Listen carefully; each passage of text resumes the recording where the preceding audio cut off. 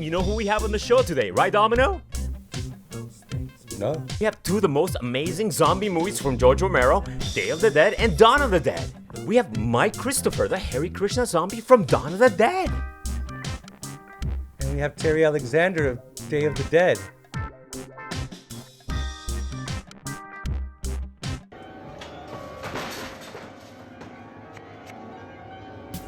All right, guys, once again, we're here at Spooky Empire Retro, and we're here today with Mike Christopher of Dawn of the Dead. Was this a character that they created for you, or was it something you had in mind that that you wanted to do as a zombie?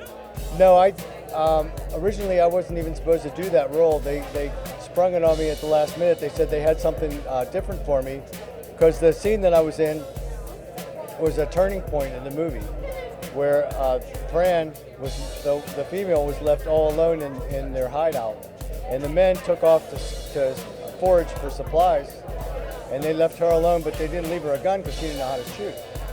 So after I found the hideout and I attacked Fran, then that was a pivotal point in the movie where the whole thing turned, and she wanted to learn how to fly the helicopter, and she wanted to learn how to shoot a gun. But Romero wanted an odd-looking zombie for that scene because it was such an important scene. And I happened to have a bald head at the time, so they just grabbed an orange robe and a tambourine and some beads, and there I am. In 1968, George Romero brought us Night of the Living Dead. It became the classic horror film of its time. Not that room! Not that room! Now, George Romero brings us the most intensely shocking motion picture experience for all times. It gets up and kills. The people it kills get up and kill. Dawn of the Dead. You know, I was saying you have some great pictures here, and we were watching this one here.